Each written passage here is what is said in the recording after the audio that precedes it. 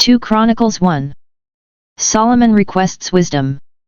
Solomon the son of David established himself in his kingdom, and the Lord his God was with him and made him exceedingly great.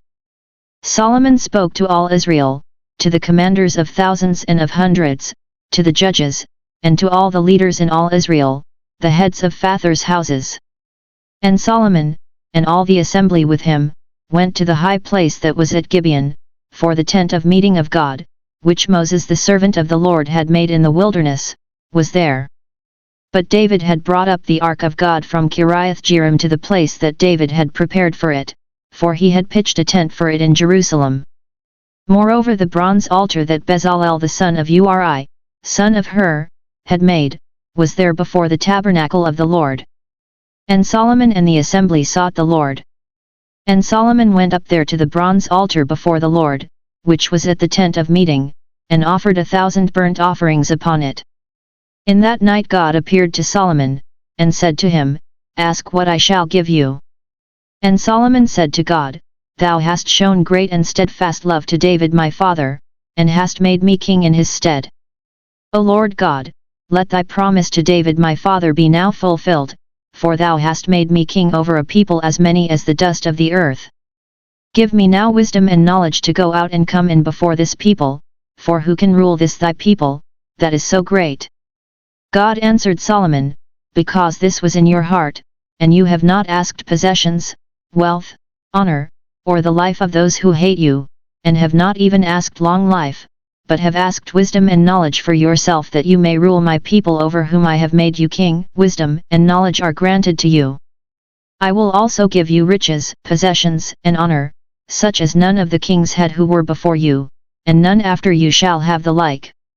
So Solomon came from the high place at Gibeon, from before the tent of meeting, to Jerusalem. And he reigned over Israel. Solomon's military and commercial activity. Solomon gathered together chariots and horsemen. He had 1,400 chariots and 12,000 horsemen, whom he stationed in the chariot cities and with the king in Jerusalem. And the king made silver and gold as common in Jerusalem as stone, and he made cedar as plentiful as the sycamore of the Shephelah. And Solomon's import of horses was from Egypt and Cu, and the king's traders received them from Cu for a price. They imported a chariot from Egypt for 600 shekels of silver, and a horse for 150, likewise through them these were exported to all the kings of the Hittites and the kings of Syria. 2 Chronicles 2. Preparations for building the temple. Now Solomon purposed to build a temple for the name of the Lord, and a royal palace for himself. And Solomon assigned 70,000 men to bear burdens and 80,000 to quarry in the hill country, and 3,600 to oversee them.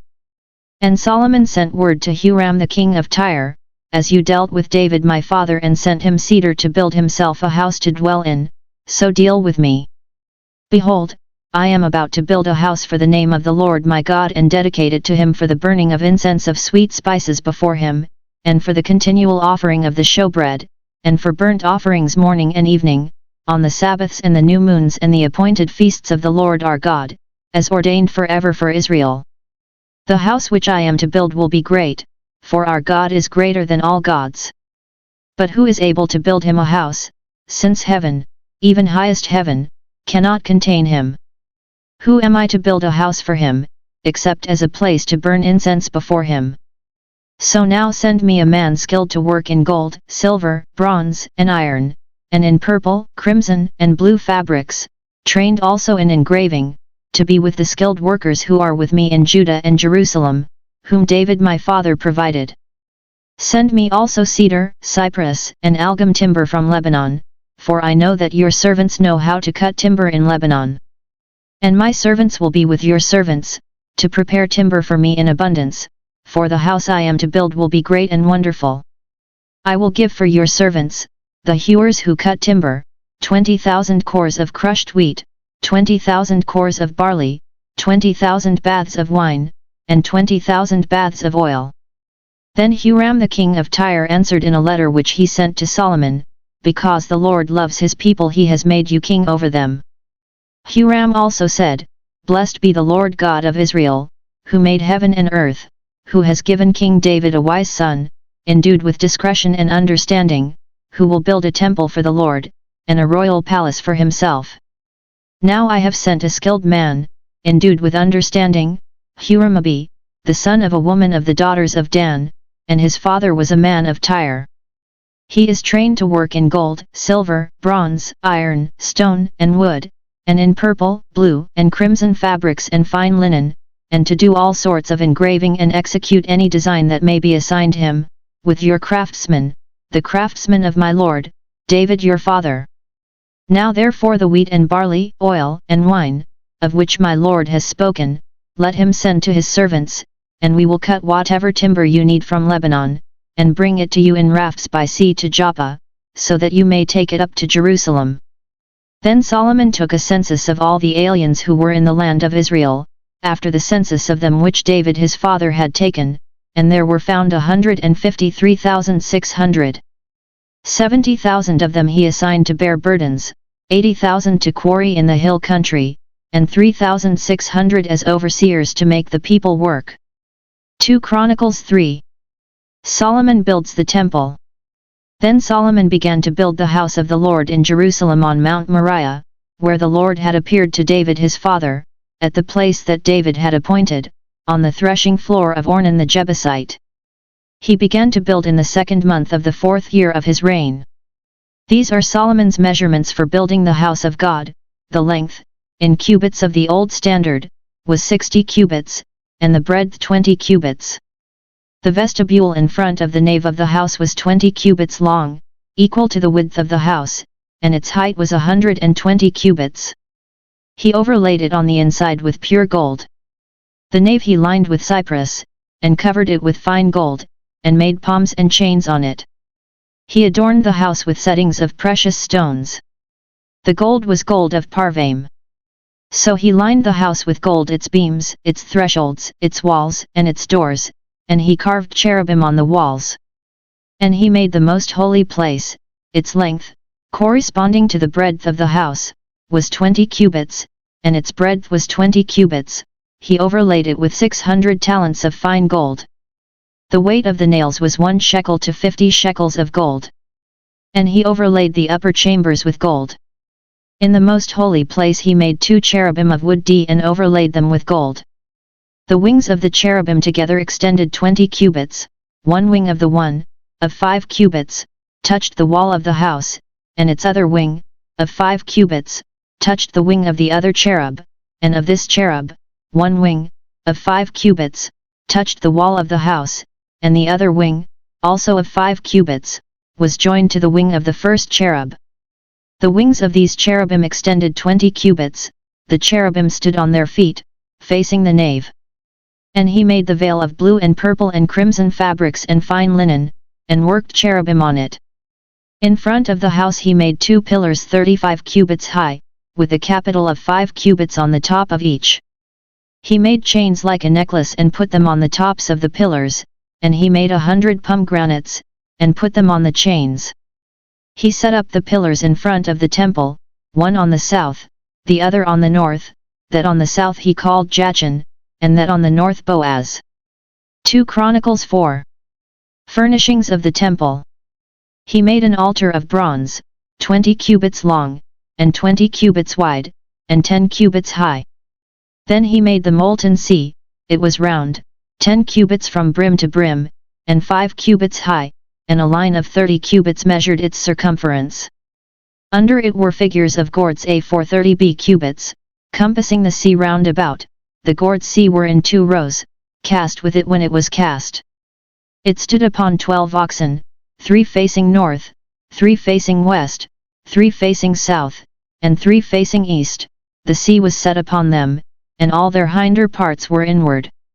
Its thickness was a handbreadth, and its brim was made like the brim of a cup, like the flower of a lily. It held over 3,000 baths. He also made 10 lavers in which to wash, and set 5 on the south side, and 5 on the north side. In these they were to rinse off what was used for the burnt offering, and the sea was for the priests to wash in. And he made 10 golden lampstands as prescribed, and set them in the temple, 5 on the south side and 5 on the north. He also made 10 tables, and placed them in the temple, 5 on the south side and 5 on the north. And he made 100 basins of gold. He made the court of the priests, and the great court, and doors for the court, and overlaid their doors with bronze, and he set the sea at the southeast corner of the house. Huram also made the pots, the shovels, and the basins.